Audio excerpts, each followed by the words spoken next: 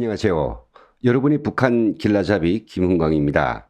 코로나19 철통 봉쇄가 1년 10개월 이상 제시됨에 따라서 북한 주민들이 겪고 있는 생계난, 이건 정말 극도에 이르고 있습니다. 무엇보다도 먹는 문제가 심각합니다. 먹을 것이라고는 통강냉이와 감자밖에 없습니다. 북한이 주민들을 연말 전투에 악착같이 내버리고 있죠. 문제는 뭐라도 먹어야 힘을 내서 붉은기를 쟁취하든 연말 전투든 뭐 할 건데요. 하루 세 끼도 아닌 두 끼조차도 먹기 어렵다고 하니 참으로 눈물이 겹습니다. 그래서 이 시간에는 북한 절대 다수의 주민들이 요즘 이처럼 어려울 때 뭘 먹고 사는지, 대표적인 고난이 행군 10가지 음식, 이것을 사진과 함께 이야기해 드리려고 합니다.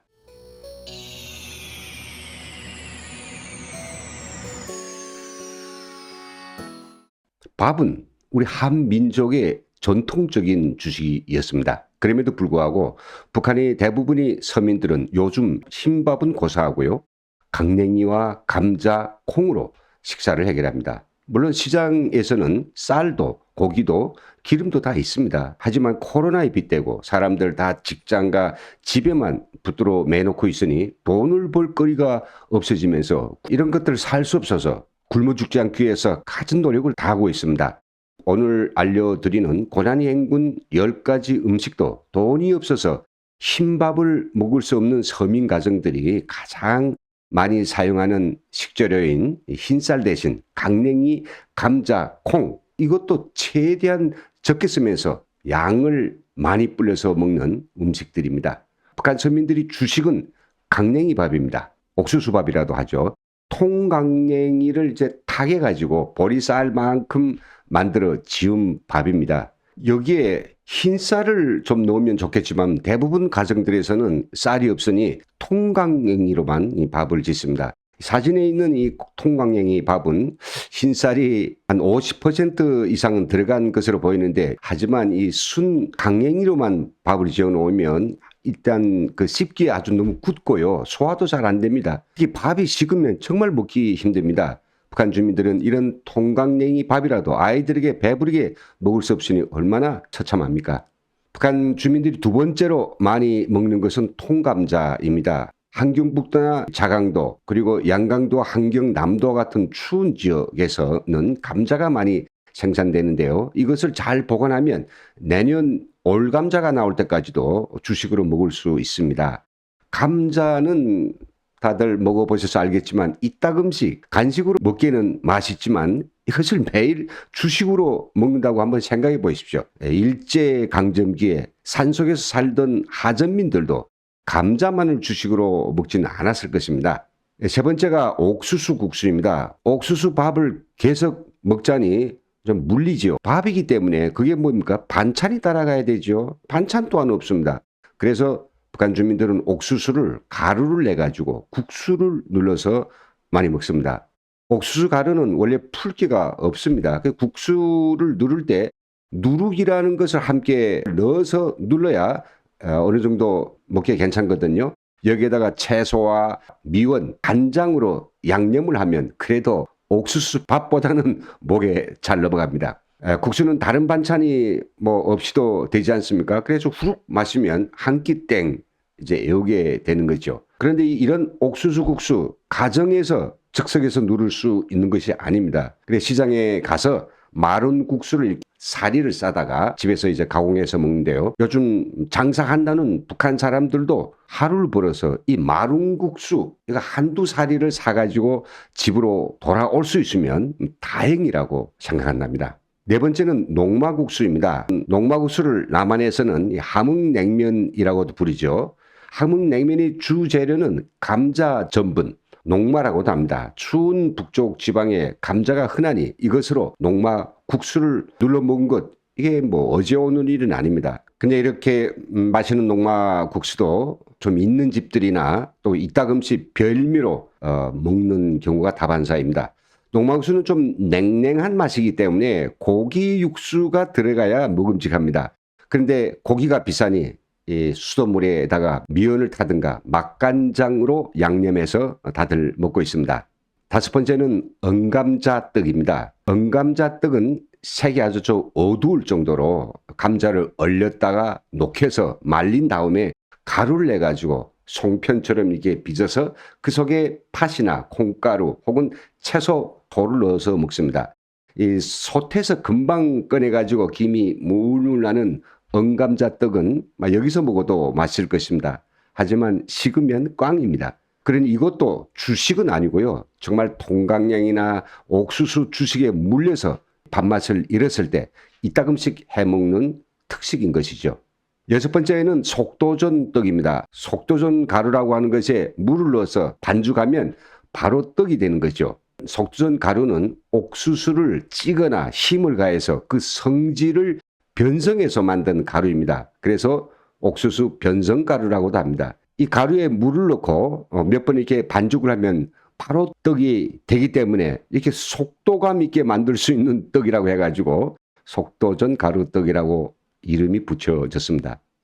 반죽할 때 사실 이 단 것을 좀 넣으면 옥수수 변성 가루의 어떤 특유한 식감과 더해져서 맛은 있습니다.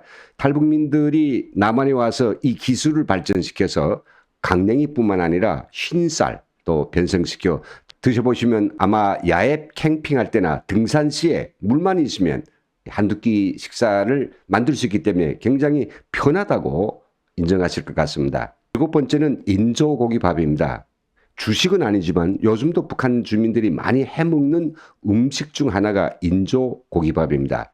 인조고기는 대두를 기름을 짜내고 남은 찌꺼기 이걸 이용해서 아주 납작하게 판처럼 만든 것입니다. 남한에서도 북한의 인조고기가 많이 알려져서인지 요즘 콩고기라는 말로 마트에서 아주 품질이 좋은 것들을 팔고 있습니다. 이 삶은 인조고기에 밥을 넣어서 매콤 달콤한 고추 또는 생선 소스를 곁들이면 아주 일품입니다. 인조고기밥은 꼭 흰쌀밥을 넣어야 제맛인데요. 흰쌀이 너무 비싸니 싼 인조고기 밥들은 강냉이 밥으로도 만들기도 하죠. 여덟 번째로 저는 두부초밥입니다. 일본에서 건너온 제일 기국민들이 두부를 가지고 유부초밥 이걸 만들어 먹는 것을 본 북한 주민들이 두부를 새콤달콤하게 기름에 튀겨서 삼각 주머니처럼 만들어 가지고 그 속에 초밥을 넣어서 만들어 먹었습니다. 시장통이나 마을이 메뚜기 장마당에서 아이들이나 허기진 사람들이 한두 끼 사먹게 되는 음식이었죠. 오늘날 먹을 것이 하도 없다 보니까 바로 이런 인조고기밥도 북한 주민들에게는 특식입니다.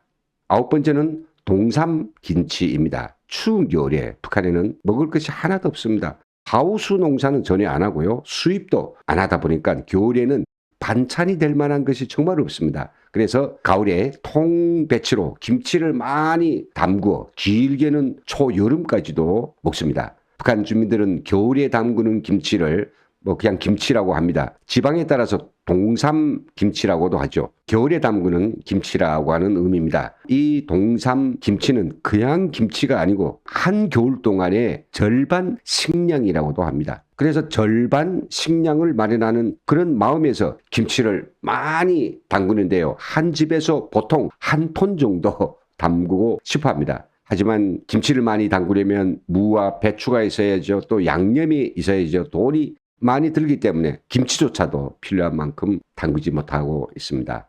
열 번째, 염장무입니다. 가을에 통무를 짜게 염장해가지고 볕겨 속에다가 묻고 진흙으로 밀봉을 하면 그리고 봄에 나가서 헤쳐서 먹으면 그나마 다른 반찬이 별로 없는 조건에서는 아이들도 잘 먹는 반찬이 되는 겁니다. 지금까지 코로나19 철통 봉쇄 속에서 극대의 생계난에 처해 있는 북한의 대부분 서민들이 먹는 음식 10가지를 보았습니다. 남한에서는 평양 옥류관 냉면이나 함흥 신흥강 냉면 그리고 평양 단고기에 대해서는 많이 들어보았고 또 퓨전된 음식들도 직접 드셔보실 수 있습니다만은 앞에서 이야기한 북한 서민들이 음식에 대해서는 전혀 알려지지 않고 있습니다.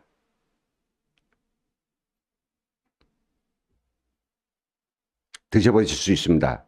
그리고 인터넷에는 북한 요리 코너도 있어서 수백 가지에 달하는 북한 요리와 음식에 대한 자료도 열람하실 수 있습니다. 그러나 이것은 평양에서 주로 간부들이나 돈 많은 사람들이 먹을 수 있는 음식이지 절대 다수의 서민들에게는 그림의 떡과 같습니다.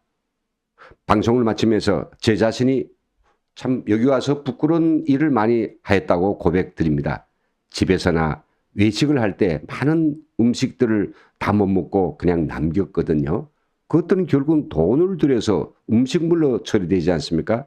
하지만 매일 남기는 이 엄청난 양의 음식과 제과점, 식당들이 잉여 음식들을 북한까지 벨트 컨베이어를 놓고 매일 거기다 보내줄 수만 있다면 우리의 북녘 형제들이 이 추운 날 따뜻한 밥, 음식들을 먹을 수 있지 않을까 이렇게 생각하면 정말 마음이 미어집니다.